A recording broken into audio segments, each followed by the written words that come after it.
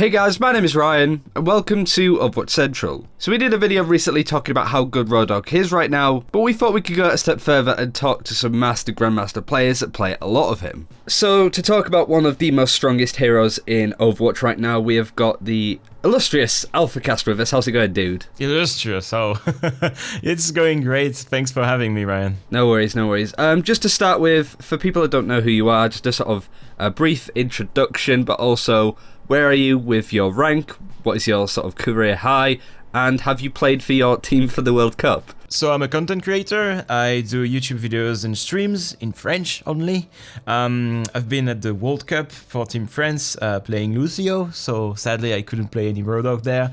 And regarding my rank, I'm currently, I think on my main, I'm around 3.7, 3.8k, and my season high last season, not last year, was 3.9k. Today we're going to talk about Roadhog, who is very, very strong at the moment. We've seen a lot of the pro players start to use him as the primary DPS. You've been playing him for as long as I can remember, at least back in the closed beta. What kind of tips have you picked up along the way that you think can help people? Just instantly off the bat, what are your tips for playing Roadhog at a Masters, Grandmasters level? Yeah, it's true that Roadhog is really strong right now, and the games, the playstyle has changed a bit over the last seasons.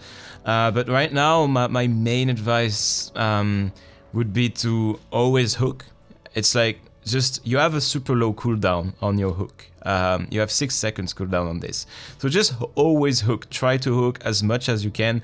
Don't care about the hook accuracy. I know a lot of people try to get the highest hook accuracy, but that's not the good strategy with Roadhog. You should just always trying to get hooks.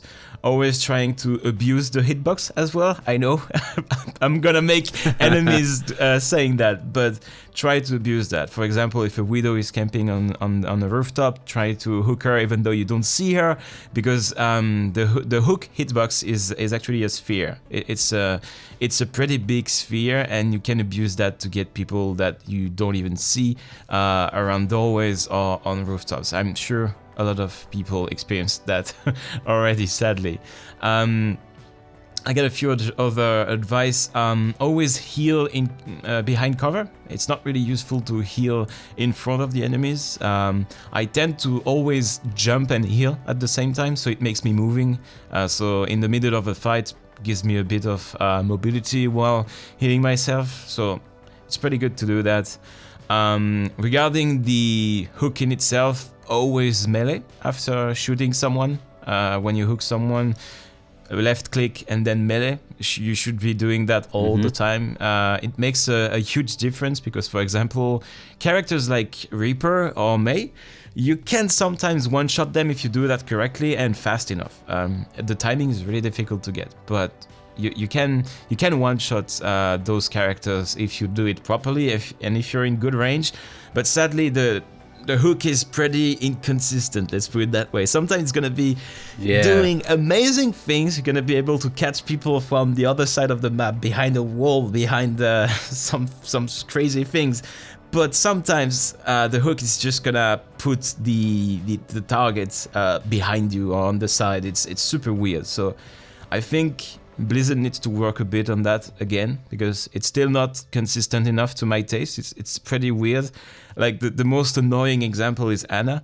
I feel like it's not really something that should happen, that when you hook Ana, you barely do any damage to her because she's too far away, and then she uses a grenade. So you're like, you can't heal and you didn't kill the target, and she can even sleep you if she wants. So it's like, it's pretty tough to get Anas, and I usually don't really want to hook them because of that, because it puts me more in a bad spot than her. So usually you should hook Ana if your team is with you. So that's like the main thing.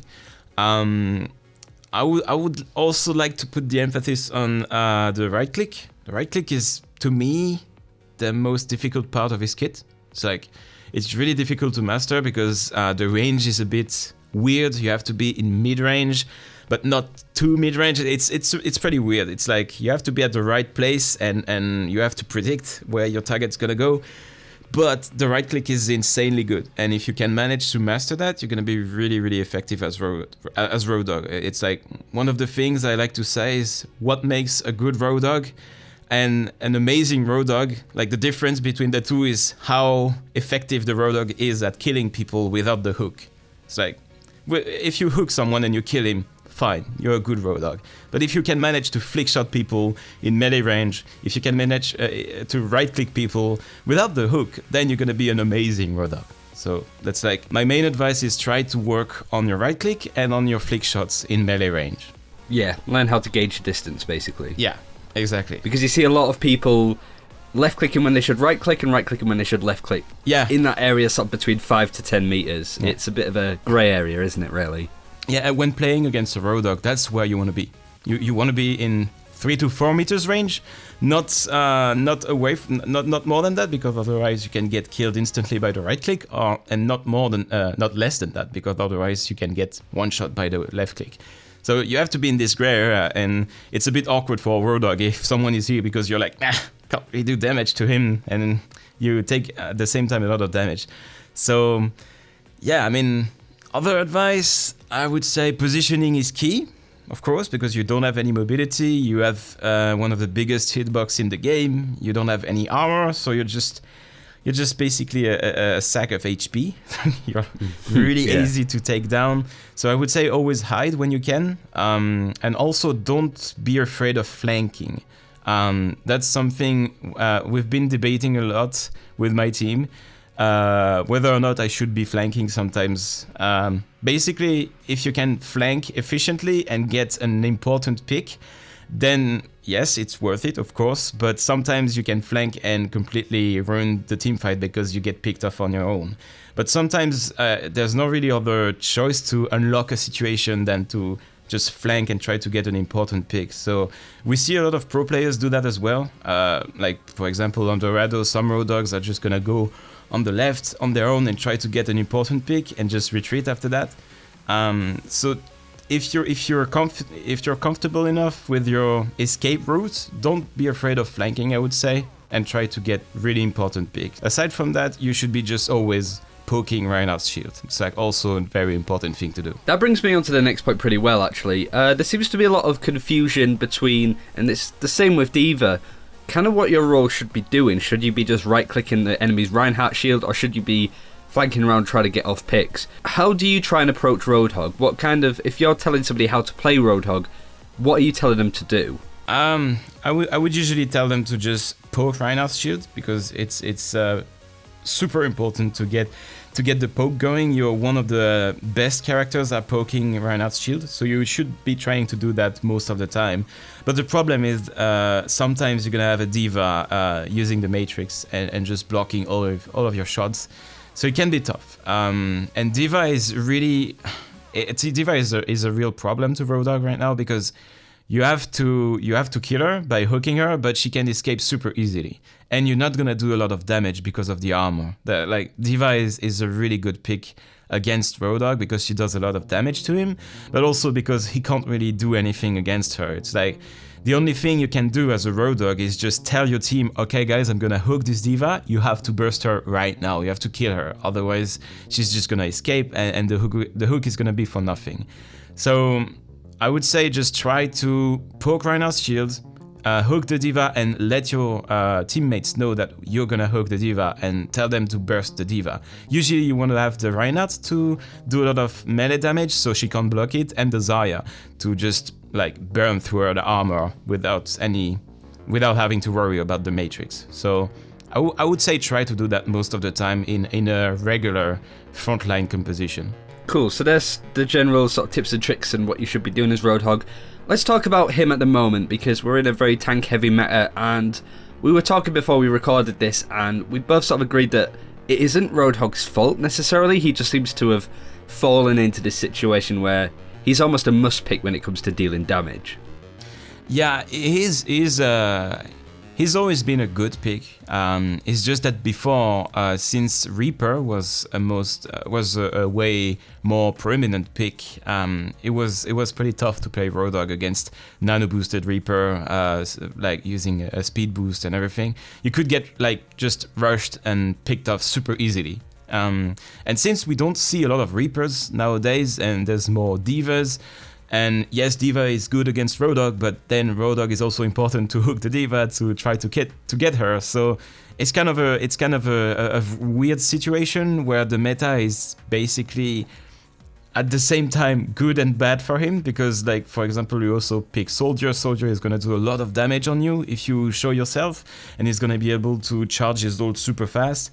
But at the same time, if you can hook the Soldier and kill the Soldier, it means you win the team fight. So it's very much a case of, can you hook critical targets, 200 HP targets like Soldier, like Zen, like Lucio. Maybe not Lucio, but like important characters with only 200 HP, and can you kill them instantly? That it's all about that. And also Reinhardt has always struggled against Roadhog. For example, if you nano boost the Reinhardt, Roadhog uses ult.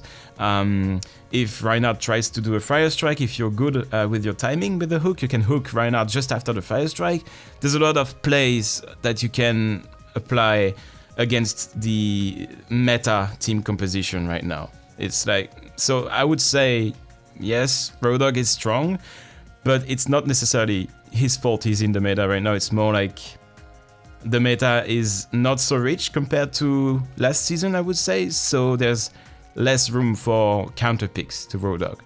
So to sort of finish on, as you said, you played for Team France in the World Cup, got actually to BlizzCon, which was pretty good. Shame that you lost out to Russia, but you know. Shadowburn. Yeah, definitely. I mean, I wouldn't want to go up against Shadowburn, I'll be honest. I imagine with your relationships with other pro players as well, that you've probably got a couple of tips from them across not just Roadhog, but across the whole game. What kind of tips have really stuck with you and helped you improve as a player to reach the Master/Grandmaster level? Most of the time, it's basically tips about... the most important tip I got was probably in King of the Hill. It's always a game mode I've struggled with, and just basically always trying to die on the point, always trying to reset the fight as quickly as possible. Also the ult management, just like playing Lucio, I always had to make sure I wouldn't use my sound barrier at the same time as Zenyatta used his Transcendence, for example. That sort of stuff, and generally just communication. It helped me more, I would say, on a communication level, just to have clear communications, because like our in-game leader was Nox, who's like probably the most decorated player on Team Fortress 2, and he was just like trying to help us with the comms and make sure everything was clear. So it helped me a lot as a player and as kind of a shot caller. When I solo queue and I try to do the shot calling, it helped me a lot. And regarding mechanical plays, regarding my personal skill, well, I played Lucio, so it didn't really help me all that much. But I mean, I got a lot of advice from pro players and as to how I should like tune my sensitivity, my mouse DPI, all of that stuff. I actually started playing with super low graphics to have as much FPS as possible when we started doing the qualification practice. And of course, yeah. Since then, I can't hit anything if I have like less than 100 FPS. It's awful. I can't play anymore if I don't have my 144 FPS. So I feel like I've been more consistent on that level, but mostly the World Cup really taught me how to properly team play, basically. And to finish on, just a brief sort of where can we find you? A couple personal plugs, like what's your Twitch and YouTube, and where can people find out more about you? You can find more about me on my YouTube channel. It's youtube.com/c/alphacastfr. And on my Twitch channel, it's ESL_Alphacast. But it's all in French. So if you don't like French, I don't really advise you to come see me. But yeah. Now and again, you're dotted around with the likes of us, Stylosa, Josh, and such. So we're bound to see more of you around anyway. Yeah, just not on my channel. I'll probably pop in a few videos from you guys or Style. Yeah. And that's it for this time. Thank you very much for watching. Do like this video if you want us to continue this series, and let us know what hero you would like to go over next and who you'd like us to talk to. Thanks again for watching. Take care. We'll see you then.